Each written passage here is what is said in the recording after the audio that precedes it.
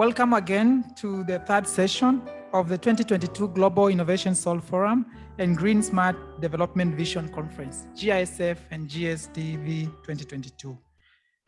It's an honor and delight to be serving as your moderator on session 3, that is capacity building for digital technology in Africa. On behalf of SNU and KAIST, I appreciate you taking your precious time to join us. Now, for the next presentation, I would like to invite Ms. Hayeon Kim. She is an education consultant at the World Bank. Ms. Hayeon Kim will give a presentation on the skill for a digital economy in Africa. Please give a warm welcome to Ms. Hayeon Kim. Thank you. It is great to meet you, and thank you for inviting me to the 2022 Global Innovation Seoul Forum and Green Smart Development and Vision Conference. My presentation today is on the skills for a digital economy in Africa. Digital transformation we are witnessing today provides unprecedented opportunities and benefits to environmental sustainability, social and economic development. And in order to harness the potential, we need to focus on the skills development to prepare the graduates and workforces for the future of work. And in my presentation, I would like to introduce the comprehensive skills along the life cycle that are required in the digital transformation in Africa. So not only the digital skills, but the workforce readiness, technical skills, soft skills, and entrepreneurship. And this workforce readiness includes some of the foundational skills that are ranging from initial job search to maintaining continuous employment. And technical and soft skills and entrepreneurship, they are also being developed throughout the life cycle. And unemployment has been a challenge partially rooted in the growing mismatch between the youth skills and employer needs. And if addressed, the problem will intensify in the digital technology evolution. So we must remember that digital technology evolution will change the skills content for many jobs, and we must now embrace strategic initiative approaches because AI might take over most process-driven tasks. So there are some priority digital technologies in Africa, which includes precision farming. It uses, among other, information system, remote sensing technologies, robotics, and the Internet of Things and big data. And this allows for precision planting, irrigation, and weeding. And the second technology is sensor technology. These are used to detect events or changes in the environment and send real-time information to other electronics, enabling procedures to farm more effectively, improve farm security, and for product traceability. And for artificial intelligence. So sensors around the farm give real-time updates to the AI system, which is trained to send the correct response to guide a farmer toward perfect farming. And when used at scale, would create tremendous efficiencies.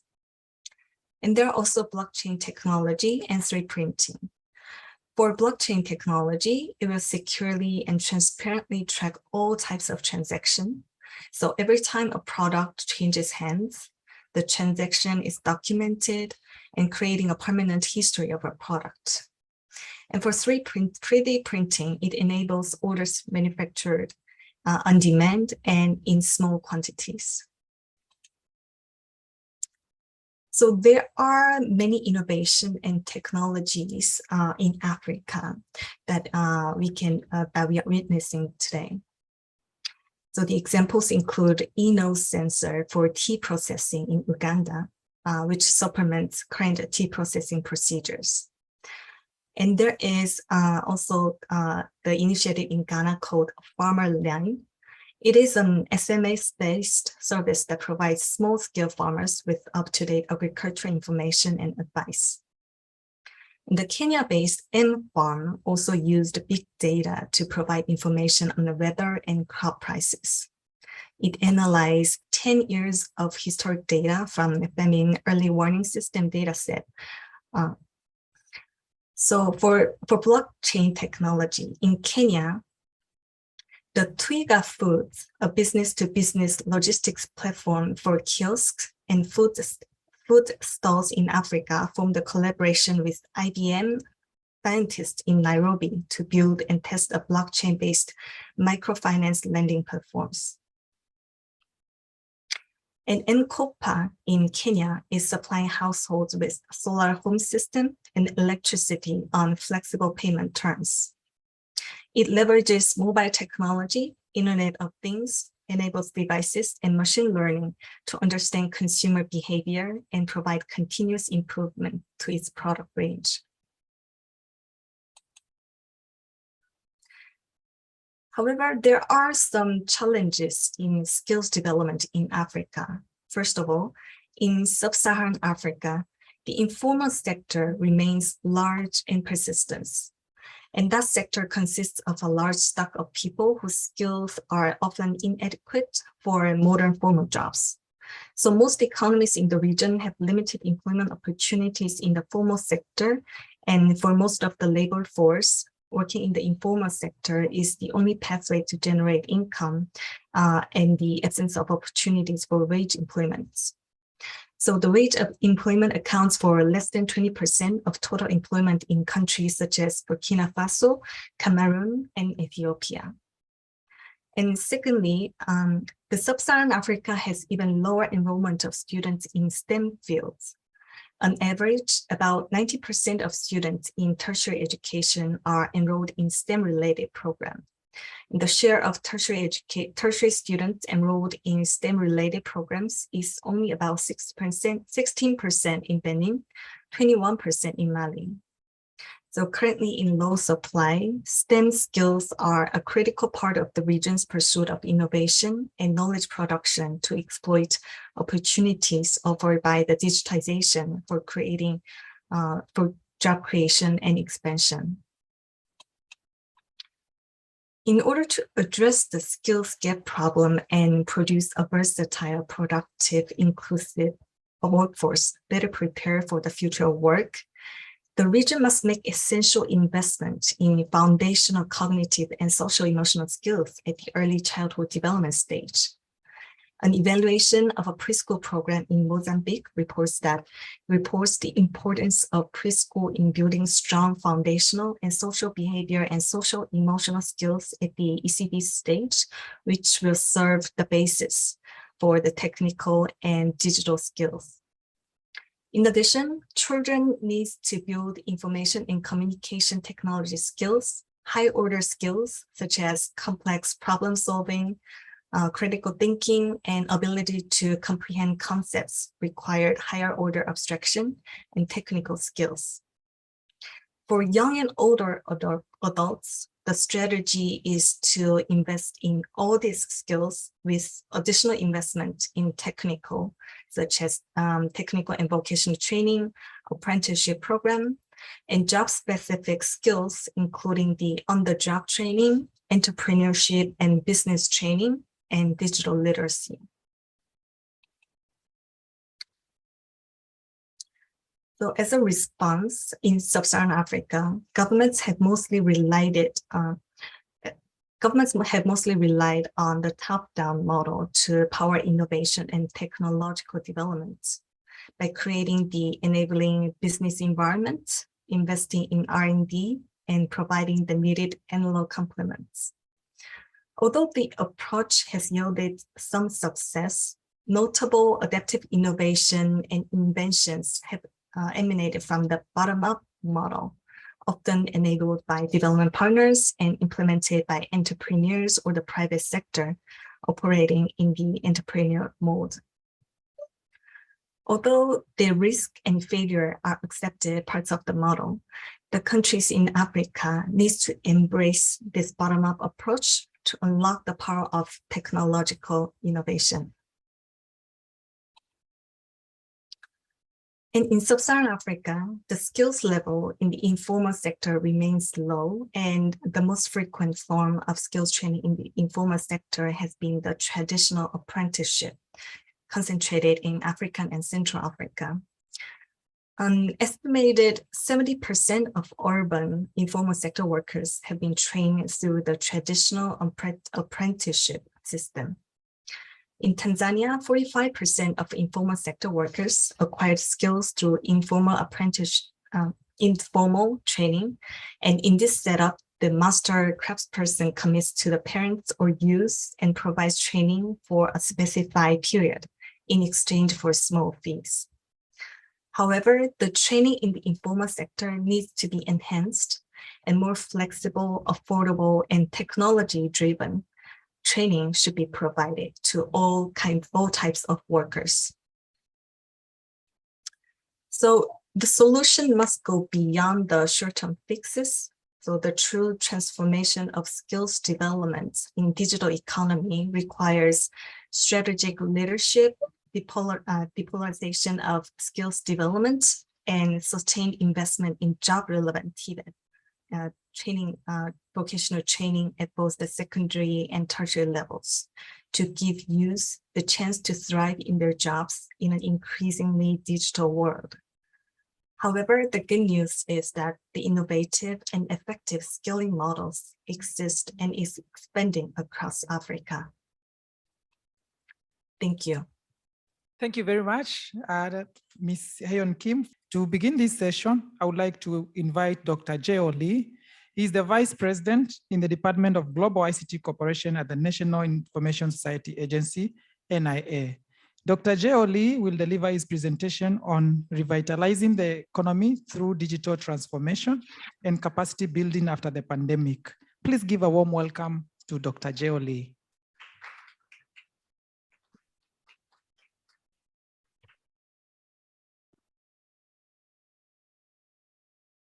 Hello, good afternoon.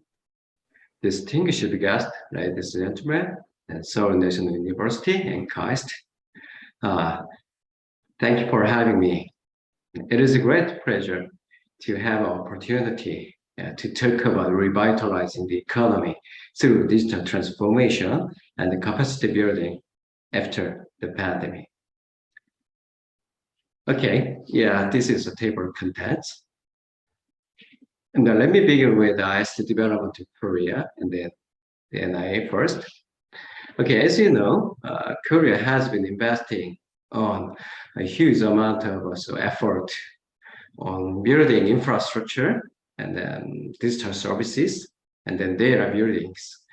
As a result, Korea ranked the world first and the world class when it comes to UN e-government survey and then OECD OUR data index. OUR means open, useful, and reusability. And now Korea is focusing on digital platform government now. The NIA was established in 1987. And then this organization was based on Article 12 of the Framework Act on Intelligent Information. And then we are doing great effort for national strategies as a think tank and carrying out national digitalization project. The annual budget is around 1.1 US dollars with 700 employees. So the NIA is operating 3 offices, Daegu headquarters and Seoul office. Actually, Seoul office was a previous headquarters, and then Jeju offices. I'm working at Jeju office, so this office has a great ocean view. I really hope to invite you. This is a very beautiful place. So my department is specialized in digital transformation consulting, and then digital government cooperation, and then digital ODA and capacity buildings.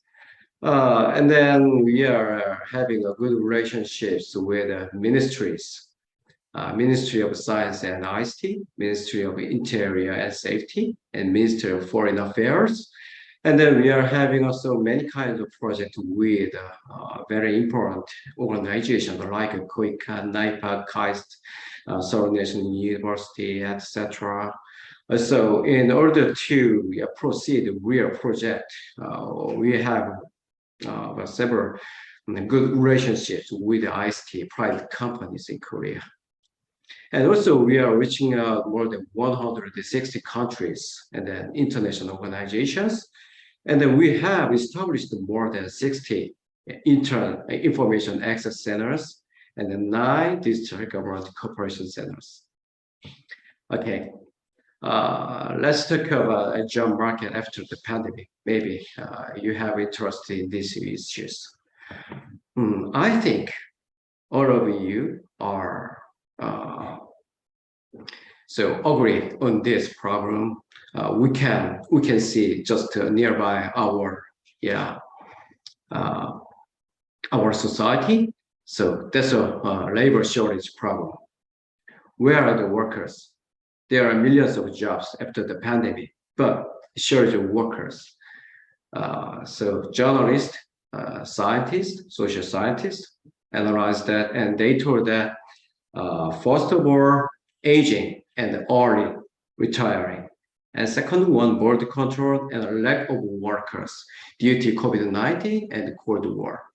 And third one, workers demand for better pay and the flexible working arrangement. I hope so too. And then let's turn back our clock to 1811. There was also a Luddite movement. At the time, and there was also industrial revolution. Machines were widespread, and the people thought machines are stealing their human jobs, especially the blue-collar jobs. In 2018, we thought AI platform will destroy human jobs, especially the white-collar jobs like me. But situation changing. After COVID-19, according to McKinsey company, the future of work after COVID-19, the pandemic accelerated existing trends in remote work, e-commerce, and automation. And then these situations will make up to more than 25% more workers will shift or change or switch their occupation or their jobs. And then we need to adapt to new technologies. That's very important. So this is a reality we are facing and we are seeing. So early retirement and COVID-19 and the gig worker, and then these regions make a step shortage, but what CEO or management think? Yeah, they also want to solve these problems as well. So the solution is accelerating adoption of ABC and robotics. ABC stands for AI, big data, and cloud computing. It's very ironic because before COVID-19, people are thinking of a Luddite movement, but nowadays, many of the office workers, yeah, they want to ABC and then robotics. And then we can see easily our surroundings. So many of Korean restaurants is introducing a chicken robot, a kitchen robot, or fried chicken robot as well. And then Delivery Hero is one of the domestic player in private market. They are service robot rental services. So restaurant owners are now just rent this kind of a tray robot in their restaurants. And then many of the big companies like Samsung Electronics, they are introducing a smart factory, but more than just an unmanned smart factory. And then neighbor built another second they are building, and then they established this ARC robot.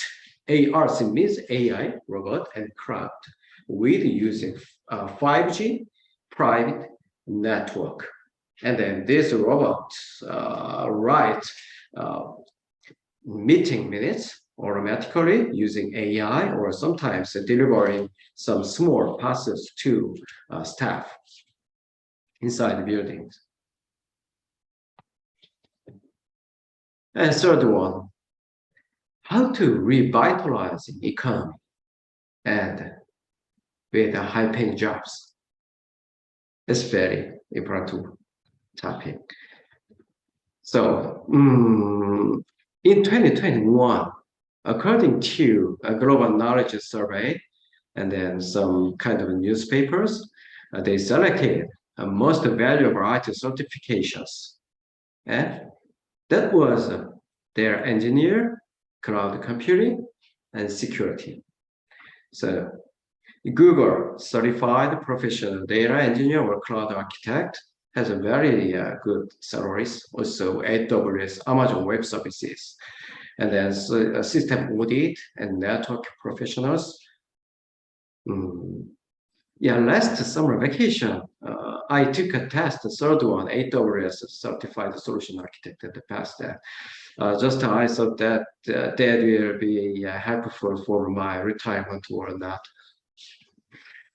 And then when it comes to software engineer salary, it's more than double compared to average American salary. So median more than 100,000 US dollars. It's a good job. And then, according to Job Korea, university or college students selected, so they are wishing companies.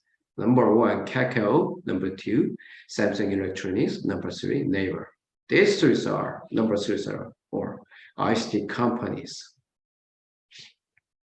And then actually, they are also suffering from hiring very high capability persons. So let's take a look at more long-term, more than 20 years. In 2001, like a G is a market capitalization, so ranking. Number 1 was a G. Number 2 was a Microsoft. Number 3 was ExxonMobil. Number 4, Citibank. Number 5, Walmart. Okay, in 2001, so companies are just a mixed one. But in 2011, ExxonMobil, Apple, PetroChina, Shell, Industry and Commercial Bank in China. And 2022, Apple, Aramco, Microsoft, Alphabet, Amazon. 4 companies out of 5, so ICT companies. If we extend this statistics out of 10, more than 8 or 9, maybe 8 or 9 companies is related to ICT technologies. And then more, self-driving car, Tesla, or national healthcare. So these or the other big companies also introducing advanced ICT technologies due to digital transformation. Then what we have to do? What is the most required skills and the impact? Before COVID-19, just we focused on, also I'm running digital academy and capacity building programs, and then e-technologies, and then just ICT based on web technology or coding or mobile or e-commerce something. But after COVID-19, we changed our way. So it called it ABCD. A means AI, big data, cloud computing, and digital platform. In public sector, digital platform government. So these technologies will make high-paying jobs, and then it's greatly helpful to getting high-paying jobs. Then developing countries can, if developing countries have more high-paying jobs, then after they will make another startup, and they will extend their territory to make a co-project with the United States, Korea, or Japan, or European countries, or India, and then it will cause another economic growth. On the other hand, these ABCD technologies will change and shift in society. So we can make a more convenient and efficient and safe society. Actually, Korea had a very a good technology on this, but now we are thinking of how to apply the IC technologies to make a more safer society. President Yoon Suk-yeol announced the digital platform government during last his campaign, and then after his election, he established the digital platform government committee just under presidential's office. Maybe last September, that committee launched. And then let me talk about capacity building and cooperation programs for ABCD. This chapter is very related to my job. Okay, next slide. This slide has some problem.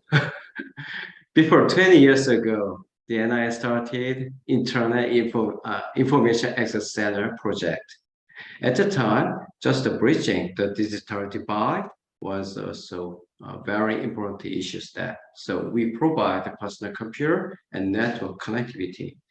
And then about 10 years before, so we changed the IAC program to ICT training centers. So at the time, we tried the software, encoding, etc. I mentioned before, mobile, web, something like that. But within a few years, we are changing our IAC programs to another one. It is based on ABCD. So we are providing new servers and new high technologies to enable AI or big data or clouding or platform softwares.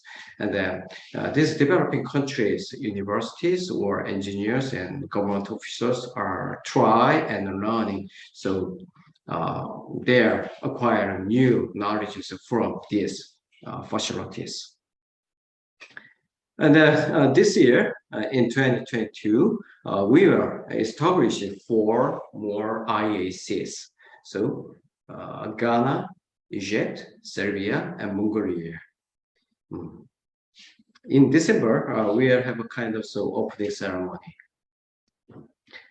And then we also running a KOIR program, Korea ICT Learning Programs.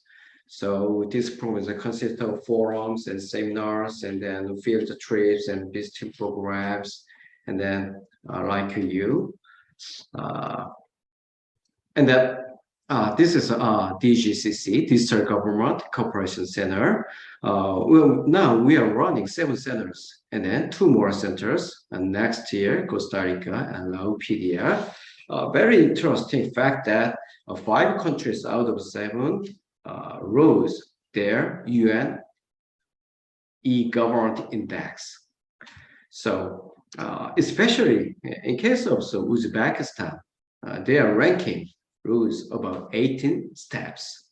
So the minister of Uzbekistan sent their gratitude letter to the NIA just a few days ago. And then so we are also running ICT volunteers program for youth. It's one of the program of KOICA, World Friends Korea. So thank you for KAIST. And then this year, the KAIST students went to the Thailand. They taught AI and then many kind of sophisticated programs and then capacity building. And then we call it Global Academy, and then this academy is running ICT and e-government policy programs. And then so also this academy is moving to its curriculum to AI, big data, and the cloud computing and digital government related programs. So from 2014 and 2021, more than 2,000 people from 197 countries. And then ITU selected this center as a center of excellence. Just 2 months ago, Director Mukhtar from AFDB visited the NIA, and then we had some aid memoir on digital transformation consulting and the building information access centers and the capacity building courses and the invitation programs for trainings. Okay, Africa is the continent of future and opportunity. I was very surprised in 2021, young Africans of about 40% of global youth. So you have a future, and then let's move forward together. And thank you very much. And it's for sudden disconnecting. Thank you. Thank you very much, Dr. Jaeho Lee. Apologies for the technical hitch. And thank you very much for your wonderful remarks. Now at this juncture, I would like to invite Mr. TIKY Abdissa Yilma for the next presentation. Mr. Yilma is the Director General of the Ethiopian Space Science and Geospatial Institute. He will deliver his presentation on contribution on National Space and Geospatial Program for Ethiopian Digital Transformation. Please give a warm welcome to Mr. Abdissa.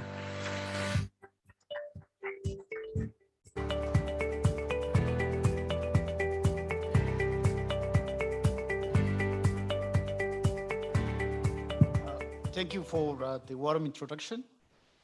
Good afternoon. I think you are tired, right? Okay.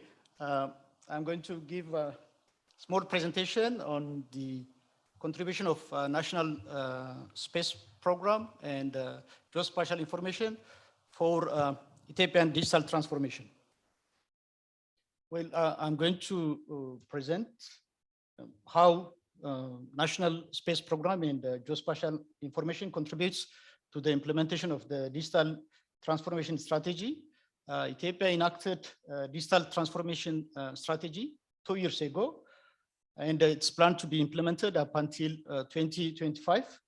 So the focus of the digital transformation strategy is job creation, increasing income, plus to make sure inclusive prosperity.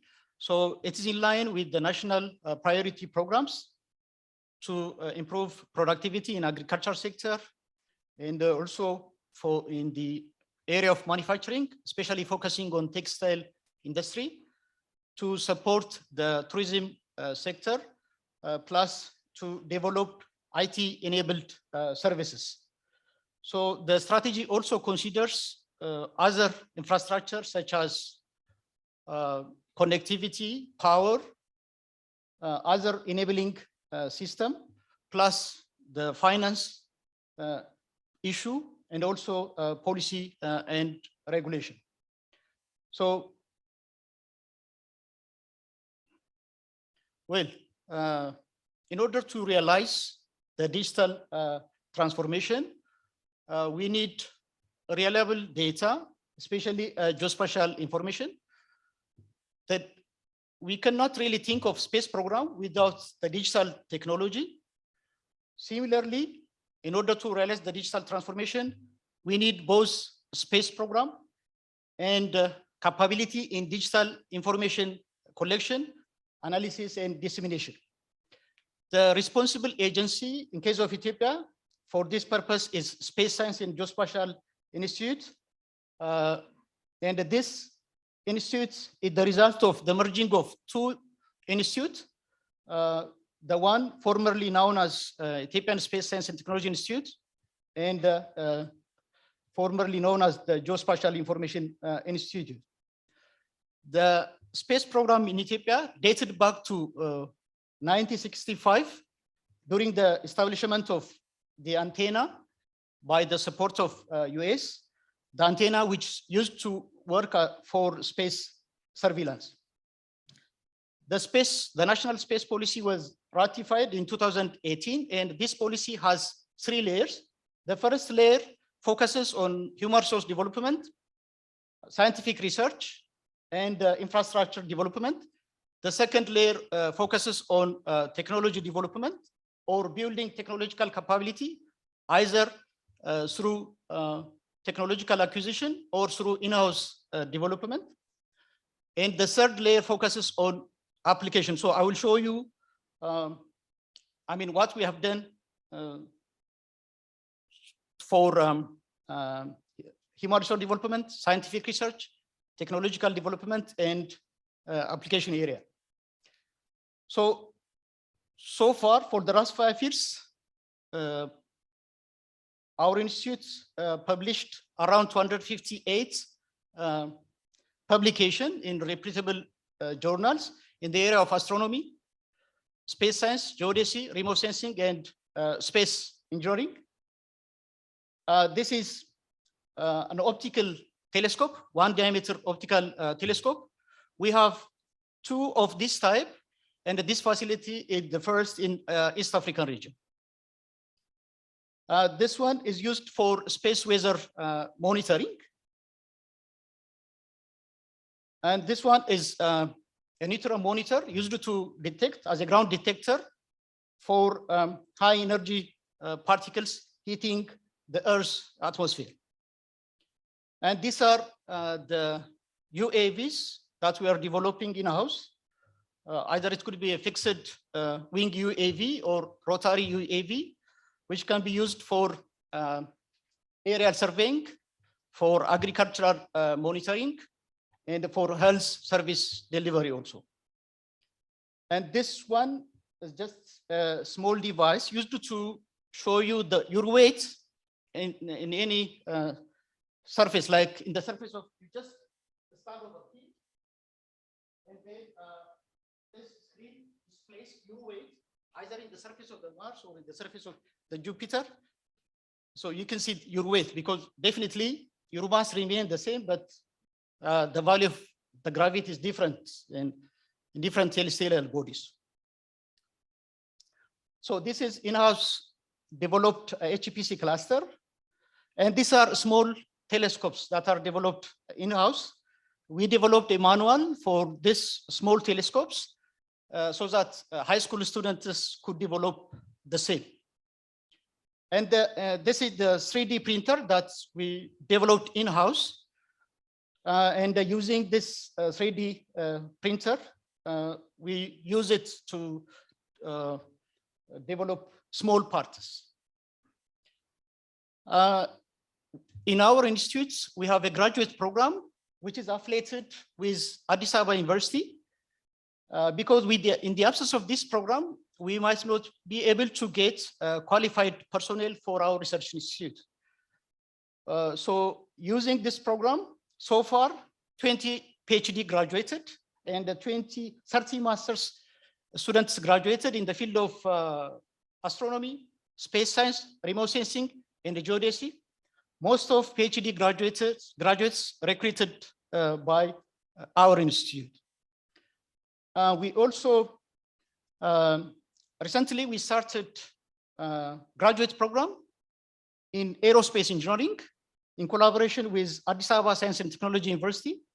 So 2 programs in master's and aerospace engineering in PhD. And this is the first of its kind in Ethiopia. And these are the 2 Earth observation satellites that we launched so far. So the first one is still functional, but this one was completed its lifetime. So we receive satellite imageries, especially like with a resolution of 30.75 meter spatial resolution. And this is the ground receiving station. We call it multi-satellite ground receiving station because we can receive satellite imageries from Earth observation satellites that are not owned by Ethiopia, be it optical or radar images, and having a spatial resolution starting from 0.5 meter. And currently, we don't have our own communication satellites. So to address such a challenge, we created a platform. We call it EthioSat. So using this EthioSat platform, all broadcasting companies and all telecom companies residing in Ethiopia use this platform in order to rent transponder collectively. By doing so, we reduced the cost by half, plus, and we're getting quality service.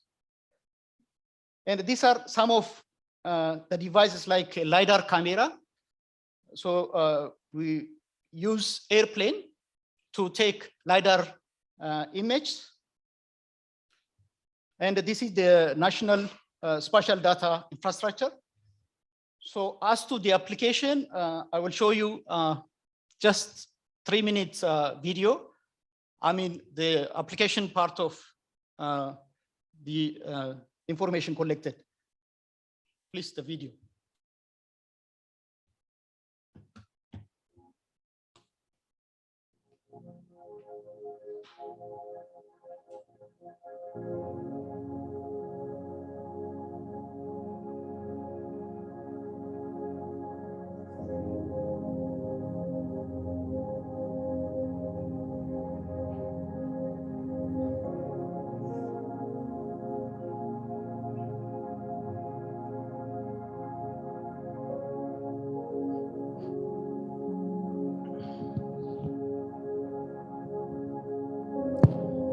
So this is the ETRSS-1 remote sensing satellite revolving around the Earth, and we control it from our own control center.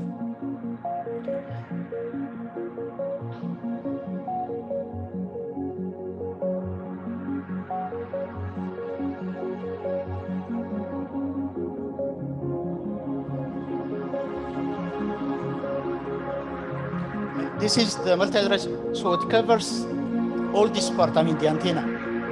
This one is a model for yield estimation, agricultural yield estimation. Can you stop, please? So,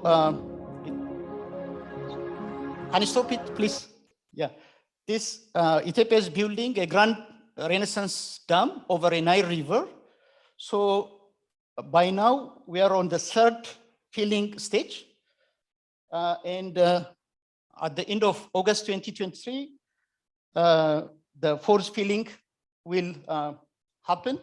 So what we do is, from our institute side, we provide spatial data for government, especially before the next filling. For instance, by now, the size of the GERD is this much, but next year, by August, it will be this much. But before that, we do supply spatial data for government so that they can remove plantation, so that where the water could be filled. Thank you. This is for forest dynamic monitoring.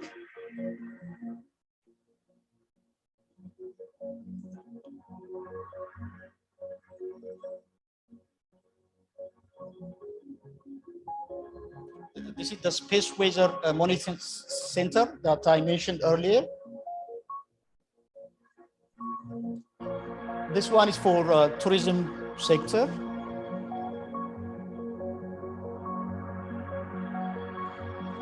This one is, it shows the spatial distribution of health facilities. So using this information, and this one shows the suitable place for solar panel. I mean, where to put your solar panel.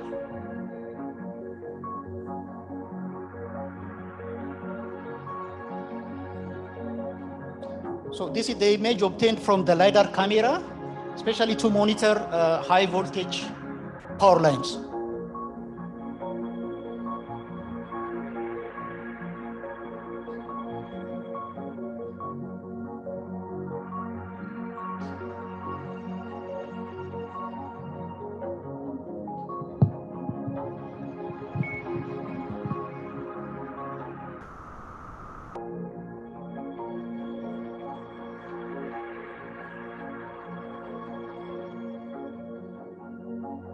So this is the LiDAR image of part of Addis.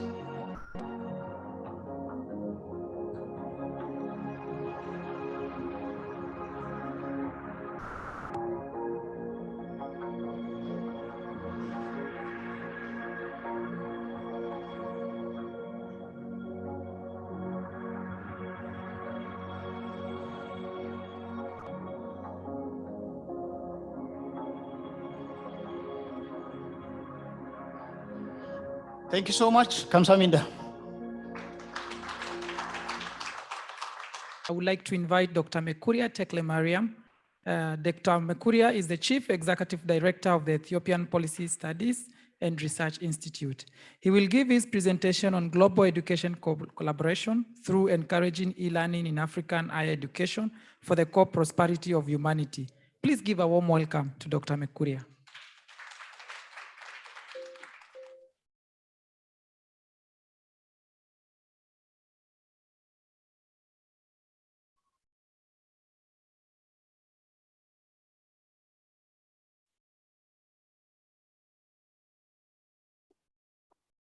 Hello.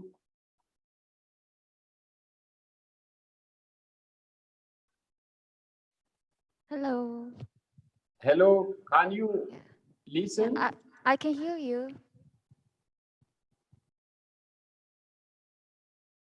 Can you hear? I can hear you. So shall I proceed? Yeah. Okay. So thank you very much for the second session. I want to say 안녕하세요 for Professor Huang, Professor Rowe, my previous professors and other colleagues and participants. So I am going to present on global education collaboration through encouraging e-learning in Africa higher education. Before proceeding, I want to express my sincere condolences for your loss, what happened last Saturday in Seoul. May God help you get through this difficult time of Korea and ease your pain. In this session, I want to present background, e-learning potential and progress, breakthrough strategies, which I recommend, role of national governments, collaboration for e-learning areas, and some concluding remarks. The demanding environment for e-learning is the global last 3 years experience, which due to COVID-19, how developed countries, universities go through to digital, considering COVID-19 blessing in disguise. So since fall 2020 semester, the students in most universities have continued their significant portion of their classes online in developed world, including South Korea. Whereas this demanding context in Africa, universities had been facing a serious challenge because they did not have prepared to be resilient of such unforeseen circumstances and do not have access to devices and the internet. And these universities had been stuck on traditional model of delivering education on face-to-face or online. The academic calendar has been distorted and not yet in line with normal calendar due to the interruption. As an example, in Ethiopia, still now the normal calendar is not in line. African must, due to this practical global experience, Africa must transform its educational system, teaching learning model, or even another challenge are expected to come ahead, which might be a cause for millions of African citizens, countries to be in similar risk in the future. When we are talking about e-learning, if we see the African countries, the Maghrebs, their coverage of enrollment grows, tertiary education is between 32 to 48. If we see Tunisia and South Africa, which is between 16 to 32% enrollment, including Ethiopia, other countries are below 60% enrollment in tertiary education. So we can understand that Africa is far behind in tertiary education relative to other global countries. When we see the potential, the 4G is increasing, 3G is really in a good condition, and mobile network is more than 80% in a lot of African countries. when we see the tertiary enrollment, which is below 15% in most of the African countries, and so there is a space, a potential for e-learning if stakeholders and global collaboration is going to happen to transform the African tertiary education. When we see the tertiary education, as I presented, in a lot of countries are below 20%. PhD ratio in tertiary education teaching is around below 40% in a lot of African countries. Researchers per million and research and development expenditure is almost none, and in a lot of African countries, except a bit in South Africa. Educational expenditure and science and technology students are a bit good, but still below 20% share in the resource allocation, and the student science and technology students are increasing in African countries. Taking this background, there are possible strategies which can be implemented to transform e-learning in African countries. E-learning core application availability and use, which is going to be very important to get the knowledge of best professors across the world, and taking into consideration the open sources from Zoom and the e-learning management system. That is the first strategy which should be taken into consideration. ICT equipped facilities for e-learning and teaching. There are resources which are allocated from primary means, from funding institutions across the world, which is reported by World Bank. It is inactive, and taking this into consideration, equipment facilities and e-learning and teaching facilities can be developed.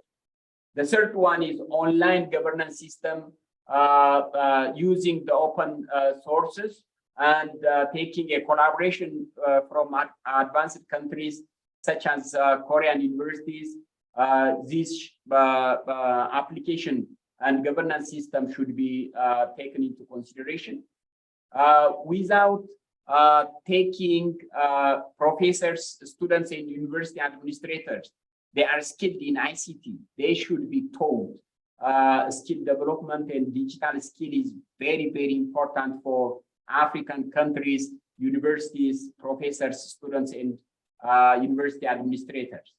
Financing the research infrastructure development, as I reiterated in the last slide, from development partners that can be redirected. The third very important intervention participant is African government role, which is the first one is policy commitment to take into consideration of e-learning like African University and MOOCs, which is going to have a contrary effect, layoff undergraduate and master's teachers, which needs commitment for the transformation of African universities, taking into consideration the fate and the future of next generation. The second point is device and application availability. The African government should take care of and prioritize resources to avail and subsidize devices and applications, taking partnership with developmental partners to avail for the stakeholders. Major stakeholders should be engaged, like Ministry of Innovation and Technology, Ministry of Education, in National Research and Education Network Development. They should bring together and work together. And dedicated backbone infrastructure for virtual private network.